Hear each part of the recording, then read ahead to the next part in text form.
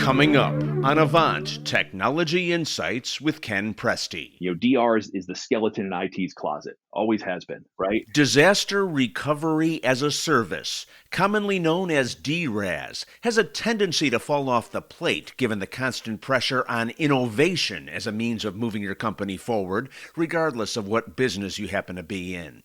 But drop the ball here and bad things are very likely to happen.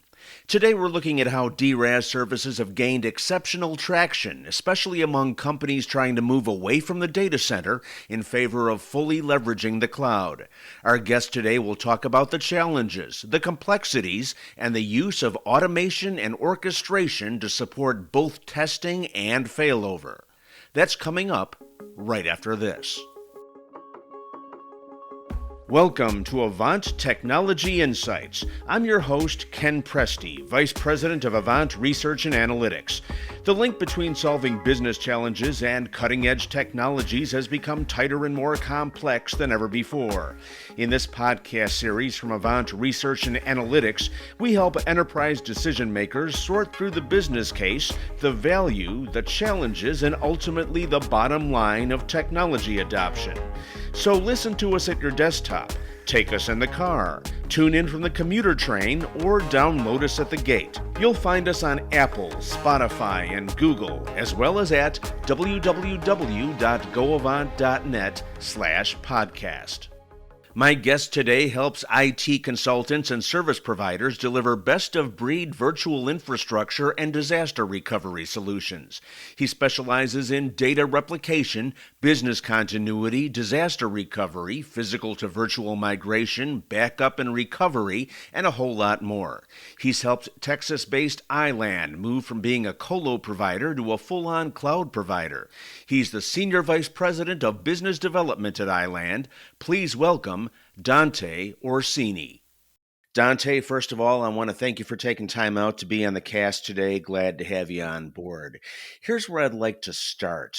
Could you map out for us, please, the journey that you have seen disaster recovery take as the industry moved from conventional disaster recovery to a stronger emphasis on the cloud? Sure. Yeah. So Ken, if you go back, a decade or so ago, you saw a lot of folks that were building multiple data centers themselves. And it was a very costly and complex proposition, right? Because typically what they had to do is invest in the same size footprint in multiple locations, and then have the added expense of understanding how they're going to move data from point A to point B, plus the added expense to the network side, and not to mention, the know-how to do it all. So it was very laborious, and really that led to only the largest of enterprises actually doing it. And then as time went on and people started to adopt things like virtualization, it made it much easier to move things from point A to point B. And that really started to open up disaster recovery to, I would say, the broader market. And at the same time, I think that if you just look at your personal life, right, and how technology's evolved for you, think how dependent we are on technology these days, right? I always joke around this because I've got a son who's 18 years old, and if there's a blip in Wi-Fi, you think the world's going to end. Right? I feel the same way too, and I'm old enough to know better. Right. So I think along the way, it also became more and more important for companies to be able to really commit to maintaining the levels of uptime that their customers were demanding, right? And it's not just the customers, it's also their internal customers, right? To make sure the business can continue to operate. So take that, start to add a lot more pressure and concern from a cybersecurity perspective. And now you've got a lot of people trying to focus on how do we maintain a resilient business, regardless of, the challenge, right? And as you mentioned, it's evolved over time, and I think that you always see the headlines, like natural disaster is typically something that'll get, capture a headline, whether it's, tornado, hurricane, flood, fire, whatever. But as time has went on, right, the other thing is people study this, they realize that, yeah, sure, natural disaster is a big problem because it can be catastrophic, but the actual frequency of error, is typically going to be something that is, human. And at the same time, over the last decade, now there's a tremendous amount of pressure due to the cyber aspect. And you can start to look at how these things can impact the business as far as the amount of time a business could be down, what that impact is to the bottom line, as well as the severity, right? So some of these things can cripple a business for a really long time. In the ability to restore could just be catastrophic, financially, right?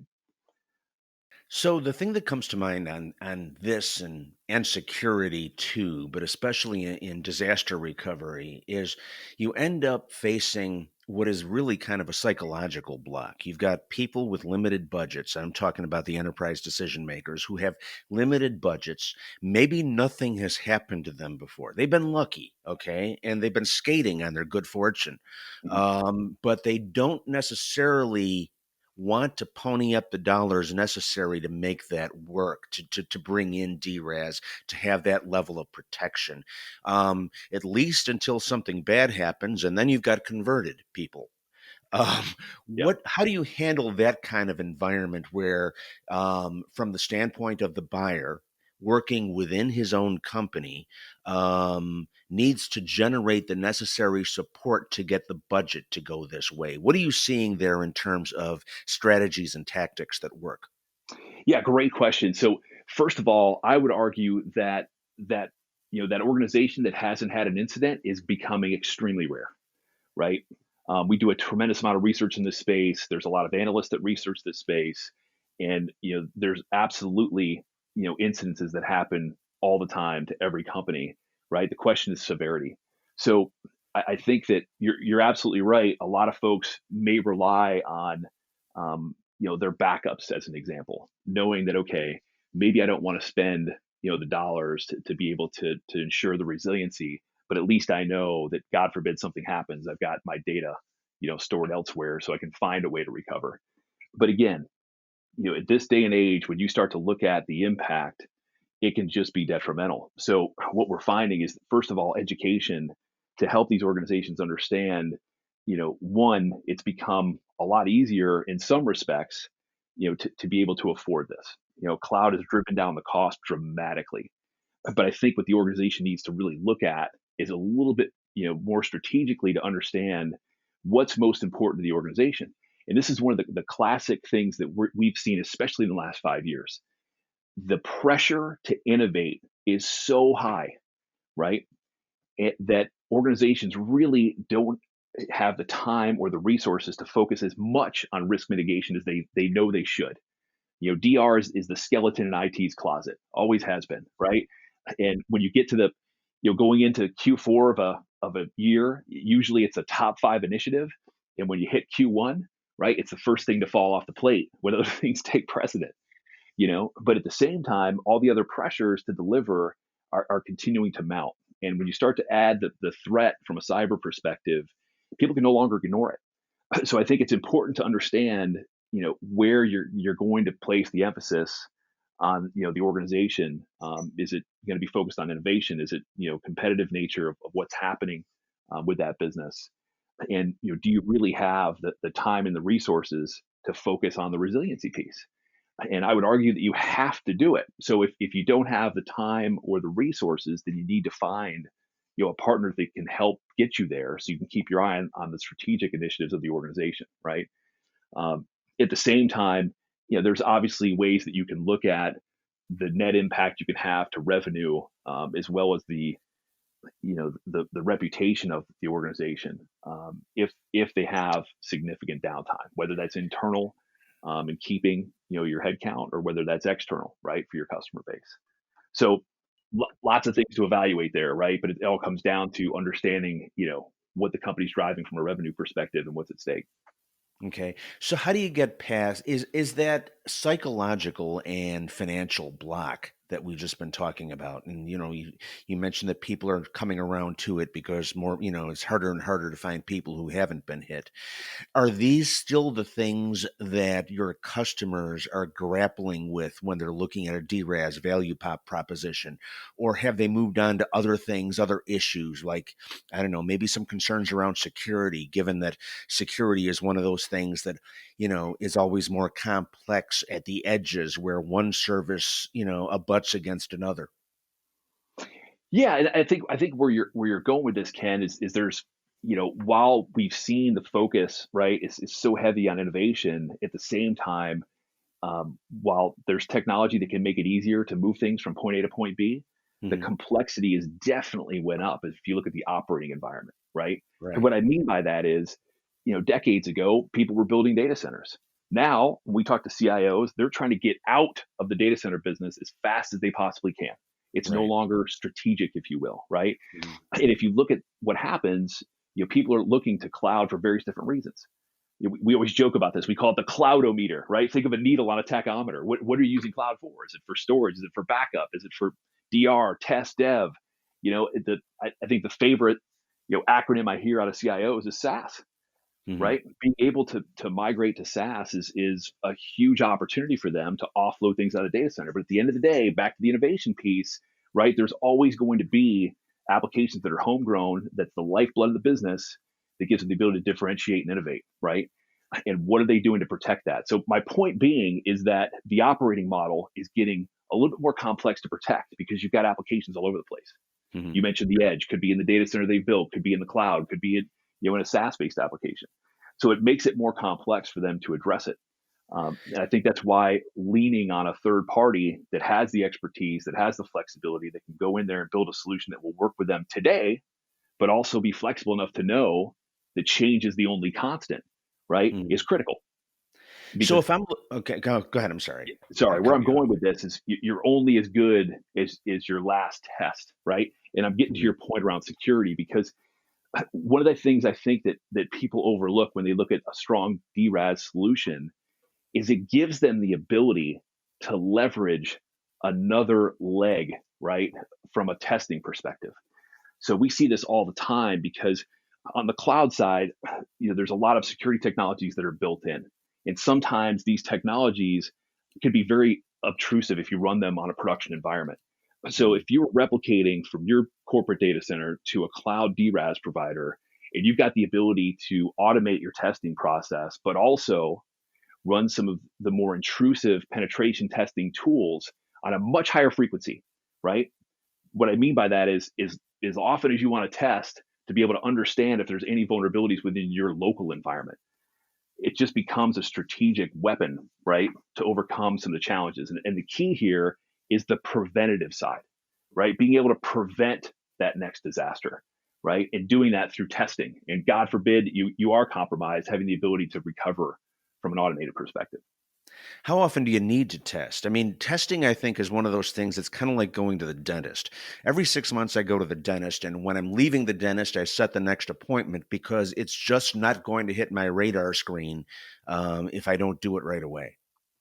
Yeah, that answer is going to differ from corporation to corporation, right? I Mhm. think the first thing that they need to look at is what's the frequency today that's feasible. I talk to a lot of large organizations, could be global in nature, and you talk about testing, it's a 90-day process. People hem and haw about it, right? And Mhm. half the time they can't make it through the entire process. Again, if you're talking about a highly virtualized environment, um, the technology's gotten much better in the last decade.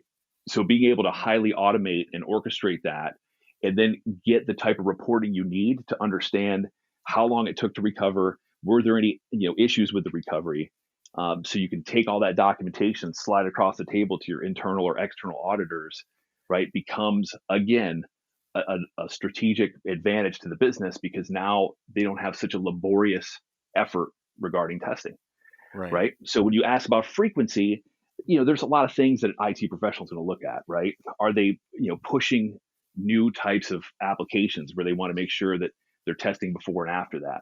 Are they incorporating cyber as part of that testing process? If so, that frequency could be as high as they want it to be, right? But Mhm. again, understanding and taking stock of where you are today, if you think an annual test is enough, you're crazy. If you think a quarterly test is enough, you're probably crazy, right? Wow. But Yeah. it comes down to head count and, do you have the right tools to automate it? You were mentioning that there's a lot more complexity these days because, I mean, so you've got some stuff living in the cloud, you've got some stuff living in the data center, your cloud stuff may be part public cloud, it may be part private cloud. If I'm the enterprise guy in the customer seat, what do I need to do in order to gather everything together that my trusted advisor needs in order to make the right decision? How do I help to navigate that complexity, and just to make sure that I'm getting things done at the even at the basic level that they need to be done? Yeah, great question. So, I think there's been a lot of ways that people go about this process, right? One of the things we've done is we've built a cloud assessment application that will allow the trusted advisor as well as the customer to sit down and really look at their environment and determine what they're looking to protect. I think Mhm. that's the first step, right?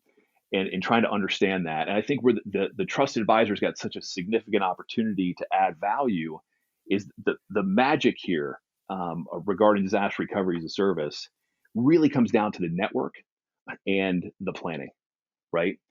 And when you think about this, that complexity we just spoke about, if you're working with a DRaaS provider that's very flexible, that has the network experience, to be able to work with that organization to architect a solution that will allow them not only to move things from point A to point B, but also be able to make sure that both their internal users as well as their customers can access those things, right? Mhm.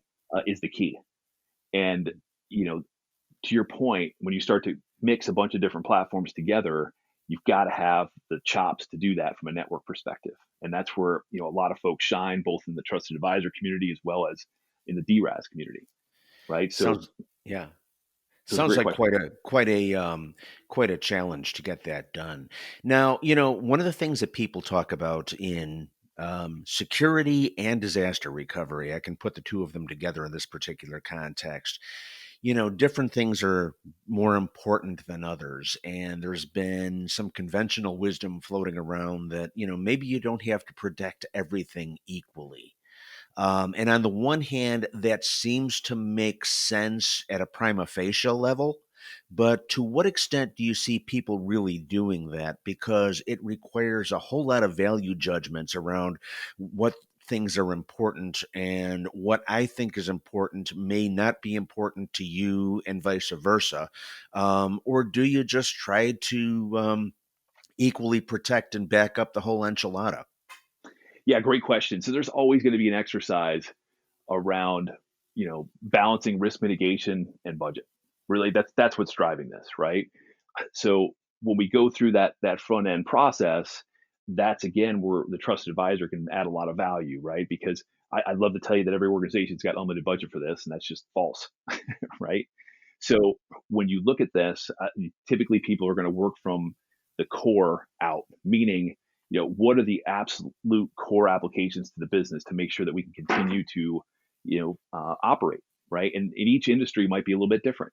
Payroll and accounting, core to the business. Web services. What applications are mission critical that will allow the organization to continue to work and allow customers to continue to transact with that company. That's usually where it starts, right? And then from Right. there, there's going to be a negotiation on what you consider maybe your tier two applications or your tier three applications, and it allows you to really start to balance that risk mitigation and the budget, because you can use different types of technology that can establish different recovery capability. The golden rule is the quicker you want to recover, typically the technology is more expensive to do that. But I will say that this continues to get blurry, to your point, right? Because as time has went on, the ability to replicate is gotten really, really strong. Mhm. The question is, how fast do you want to be able to recover, right?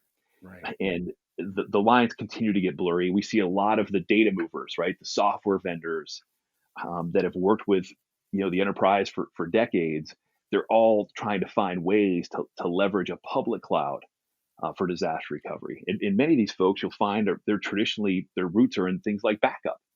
Mhm. But when you start to really understand the ability to recover, it becomes a huge challenge, because the lion's share of the market is still running VMware as a hypervisor in their data center.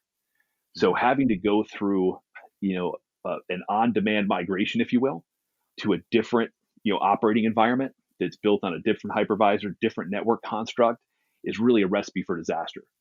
So we see a lot of folks, they get caught up in the marketing. They look at solutions like this and say, "Oh, well, I can just use my backup technology to go park it into a public cloud, And then if I need to recover, we just go through the process. Hmm. So now you're mixing technology at multiple levels, right? Rather than replicating and being able to hit a button and spin things up, now you're having to rehydrate a backup and start to recover that into a completely dissimilar platform. And it reminds me of, again, going back, 10, 15 years where people were moving from a physical infrastructure to a virtual infrastructure for the first time. We used to call it a P2V, a physical to virtual migration. And, imagine doing all the prep work, kind of like Y2K. Yeah, You're right. You over prep and then you hit the button and you hope everything doesn't blue screen. sure, Right. exactly. So a lot of Yeah. hype out there. So, how do you see all this changing? How do you see this sector changing? As we do this interview right now, we're in the beginning of a new year, and I'm always looking at how these different technologies are continuing to evolve and unfold. What do you see as the cutting edge of DRaaS that, if I'm looking at buying one of these platforms or one of these services, actually, that I'm going to take into consideration as I make my purchase decision? Yeah, great question. So if I look at the market, you're going to continue to see a lot of folks in the data mover space continue to innovate, right? So there's not going to be a shortage of technology to help you move from point A to point B. Again, the big opportunity here is around automation and orchestration of both the testing and the failover.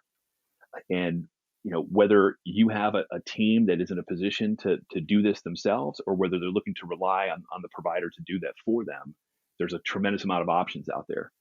So I think as cyber continues to be a huge challenge, by integrating security technology into the DR platform and giving people the ability to, again, automate and orchestrate both the testing of not just the failover, but also incorporate some of the more intrusive, security tests in a copy of their environment versus against their production environment, it gives them a strategic advantage, right? To again make sure that they are proactively looking to prevent issues, while combining that with protection and the ability to recover, God forbid they need it, right? So Mhm. you'll continue to see that be a huge focus, and at the same time, the ability to always push the technology envelope to drive down the cost, right? And I think that my earlier statement about organizations trying to get out of the data center business, right? That's a long process. But one thing is clear, working with a DRaaS provider where you've got a similar platform that you run locally, right? The same hypervisor on both sides of the wire, so to speak, builds a lot of confidence. And when folks understand what they can use the platform for, they tend to use it for all sorts of use cases. And one of the things we know is that you don't build an entire data center overnight, right? You always start in one place and you continually add capacity. So that means that at the same time, when you look at decommissioning that data center, if you're trying to consolidate and get out of the data center space, capacity is going to continually come up to end of life, right? In chunks, if you will. Mhm. So one of the trends that we've noticed over the last few years is that some of our disaster recovery as a service customers are really looking at us as that next opportunity for them as they approach this, pivot point with portions of their infrastructure. Do they really want to reinvest and go buy a whole bunch more gear when it hits end of life? Or do they want to actually hit the failover button and have it run in production on our IaaS platform, which is Mhm. the exact same platform that people use for DR, right? And people are becoming more accustomed to this sort of thing, and they're starting to have more faith in it than they did in years past, I would think. Correct. Yep. Mhm. So, at the risk of sounding like a pessimist, no matter what we do in the technology field, there's always going to be some things that work and some things that don't. When there are issues in a DRaaS conversion, whether you're going from traditional disaster recovery to DRaaS, or if you're going from solution to solution, what are some of the areas that the end customer and the trusted advisors both need to keep a particular eye on to make sure that this goes well? Because this may be an area where difficulties might tend to happen. Yeah, great question. So I think the key here, again, is working with the right partner that gives you the ability to test and test frequently, right? Because you could have a fantastic deployment, everything could be amazing, right? You've got a whole bunch of complexity around bringing in direct lines and circuits and all this other good stuff, right? And at the end of the day, you get through your first test and you're all green lights. Maybe you're not. Maybe you uncover a couple, issues, and you solve the issues, and then you've got a good test. right? The false Mm. sense of security is that that test is going to, help you understand that 6 months from now you should be able to fail over no problem. But as we all know, change is the only constant, right? Mm. So one of the areas of opportunity that we've seen, just like we, provide this assessment application to make sure people design the right solution the first time, and understand what costs are associated with that. We're also, future state here. We're building some technology that will help a customer understand the effect of change in their local environment, right? So imagine knowing that something changed and being able to either take action on that to make sure that it's included in your DR plan yourself, right? If you're leveraging these tools yourself, or if that allows the provider to know that something changed so they can make changes for you on your behalf, Mhm. right? To help ensure that that next test is going to be a solid one. I wish there was an easy answer, but that's the key: testing, testing, testing. It's interesting because this is not just a technology cycle. This has a psychological element to it that we discussed earlier, and it also has a very powerful, in my opinion, need to collaborate and partner because there are so many different people involved at so many different levels with so many different areas of expertise that have to come together and work correctly, and also a certain amount of discipline because it takes nothing less than discipline to make sure that you keep doing these tests over and over again to make sure that the system, as you set it up or as you designed it to be, is working as advertised. That's interesting stuff. Yeah, and I think I don't want to understate this, right? Anybody can move data from point A to point B. It's what happens after, right? Can the applications come up? Are they going to perform, right? Are people going to be able to access it both internally and externally? And yes, there's a lot of that's on the cloud provider, but a lot of that work is done upfront, right? And the complexity really is in the network, and that's why I think that DRaaS is such a huge opportunity for the trusted advisors, uh, because a good cloud provider is going to be completely flexible. So maybe a trusted advisor has helped a global organization build their network over decades, right? All the latest technologies, and having the ability to understand how to leverage that, right, to ensure that not only you move the data but people can access it. I don't want to understate the value in that. It is tremendous because that is where the magic happens. Awesome. Awesome. Dante Orsini of iland, thank you so much for your time today. A great walkthrough in disaster recovery as a service and all the complexities around it. We really appreciate your guidance and your time today, sir. Ken, thank you, and thank you for the support. Love the Avant community and what you are all doing with the trusted advisors. Just amazing relationship. Glad to have you on board. Thank you, sir. You've been listening to Avant Technology Insights with Ken Presti, featuring information and opinions on how key technologies can be leveraged to solve business problems.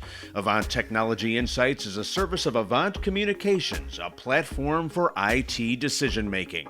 All opinions expressed in this podcast are those of the guest and the host. For more information, please feel free to download our research reports and other resources at www.goavant.net. That's www.goav as in victory, ant.net. For Avant Research and Analytics, I'm Ken Presti.